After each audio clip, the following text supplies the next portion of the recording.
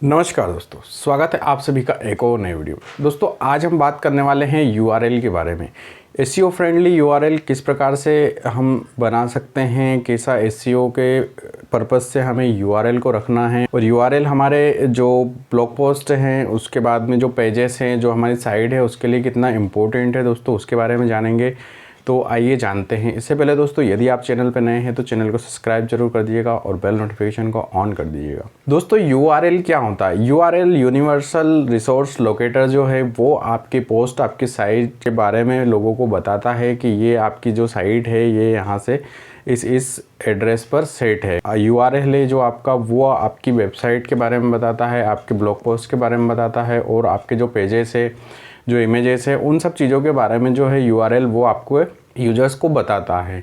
अब URL SEO friendly किस प्रकार से हम बना सकते हैं और यूआरएल को एसईओ फ्रेंडली होना कितना इम्पोर्टेंट है दोस्तों, वो पूरा डिटेल में समझेंगे हम।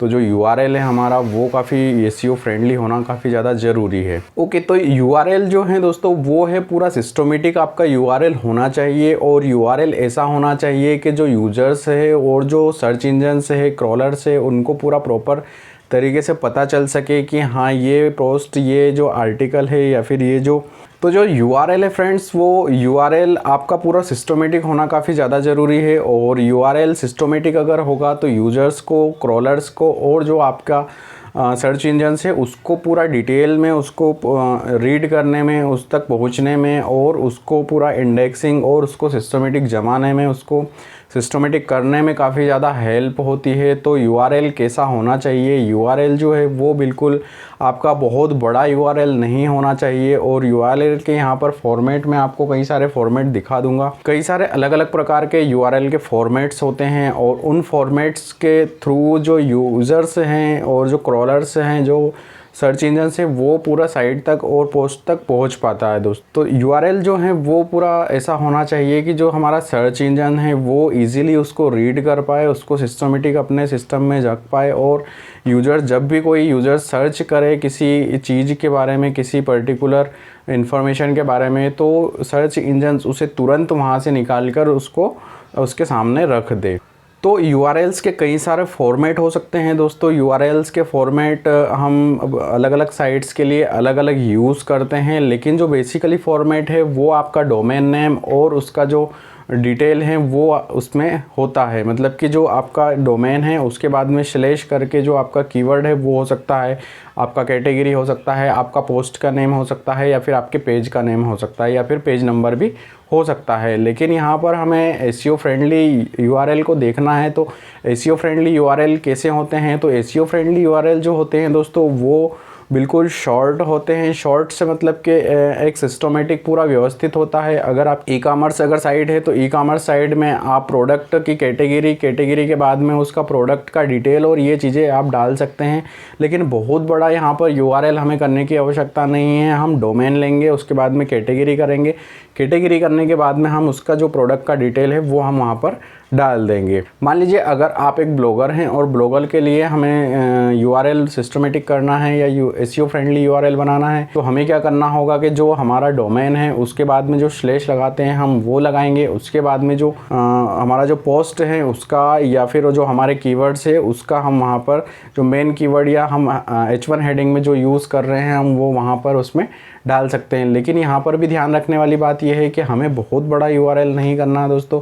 इससे कि यहाँ होगा कि इससे जो हमारे सर्च इंजन से वो कंफ्यूज होंगे और सारे इश्यूज आ सकते हैं। तो हमें यूआरएल को बिल्कुल शॉर्ट रखना है, ज़्यादा बड़ा यूआरएल नहीं रखना है। मान लीजिए ब्लॉगर हैं तो ब्लॉगर चीज़ें डाल सकते हैं। मान लीजिए कि आपका जो डोमेन है उसमें हम जो हमारा H1 हेडिंग यूज़ किया है हमने, क्या वो पूरा डालना चाहिए? तो वो हमें पूरा नहीं डालना है। जो हमारा मेन कीवर्ड है H1 हेडिंग में, तो वो वहाँ पर हम उसे यूआरएल के जो हमारा एसईओ प्लगइन यूज़ कर रहे हैं उसके थ्रू हम वहाँ पर सेट कर सकते हैं, या फिर परमालिंक जो हम बना रहे हैं उसके थ्रू हम वहाँ पर सेट कर सकते हैं। तो इसलिए मान लीजिए कि कोई आर्टिकल है आपका, मान लीजिए टॉप 10 बेस्ट म्यूचुअल फंड का आपका आर्टिकल है, तो अब हमें यहाँ पर कैसा यूआरएल रखना होगा, पहला तो हमारा डोमेन नेम आ जाएगा, उसके बाद में टॉप 10 बेस्ट म्यूचुअल फंड, बस इतना हमारा जो यूआरएल है वो होना चाहिए। मतलब कि ये एक बेस्ट यूआरएल है एसईओ पर्पज से। नेक्स्ट जो आता है दोस्तों वो है हमारे जो 404 यूआरएल नॉट फाउंड पेज आते हैं, या फिर जो थिन कंटेंट वाला प्रॉब्लम्स आता है, जो यूआरएल ऐसे होते हैं जिनका कंटेंट नहीं है, जिसमें कंटेंट नहीं डला हुआ है, या फिर जो परमानेंटली डिलीट हो चुके हैं लेकिन अभी भी इंडेक्स हमारे सर्च इंजन में कर रहे हैं, तो हमें 404 यूआरएल जो है वो नॉट वर्किंग यूआरएल को हमें वर्किंग यूआरएल पर, मतलब किसी अन्य नया जो यूआरएल बनेगा उस पर, या फिर हमें होम पेज पर रीडायरेक्ट कर लेना चाहिए। ये भी काफ़ी ज़्यादा इम्पोर्टेंट है। अगर मान लीजिए कि कोई यूआरएल 404 रीडायरेक्ट नहीं हो रहा है और वो एरर आ रही है, तो ये एसईओ पर्पज़ से और यूज़र के इंटेंट पर्पज़ से काफ़ी ज़्यादा बेनिफिट नहीं करेगा। ये आपकी साइट के लिए काफ़ी ज़्यादा हार्मफुल हो सकता है। तो आपके जितने भी 404 यूआरएल हैं उनको हमें क्या करना है कि वो हमें रीडायरेक्ट कर देना है हमारे होम पेज पर। अब बात आती है कि यूआरएल के जो केस है, मतलब कि जो उसके कैरेक्टर्स है वो कैसे होना चाहिए, हिंदी में होना चाहिए, इंग्लिश में होना चाहिए, और लोअर होना चाहिए या अपर केस होना चाहिए। तो बेसिकली मैं जो प्रेफर करता हूँ वो है, फर्स्ट तो हमें इंग्लिश में ही हमारे यूआरएल्स को रखना है। जितने भी ब्लॉगर्स भाई हैं वो सभी यूआरएल जो हैं हमारे वो इंग्लिश में ही रखें।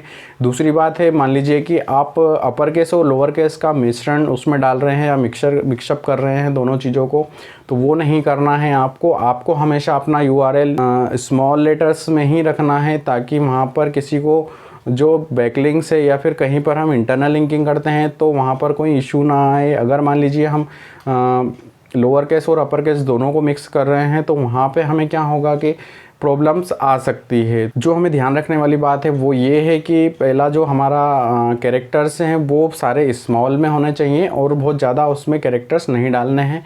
जो हिंदी ब्लॉगर्स हैं उनको भी मैं सजेस्ट करूंगा कि आप हिंदी में ना डालें, उसे इंग्लिश में ही डालें या इंग्लिश में डाल दीजिए।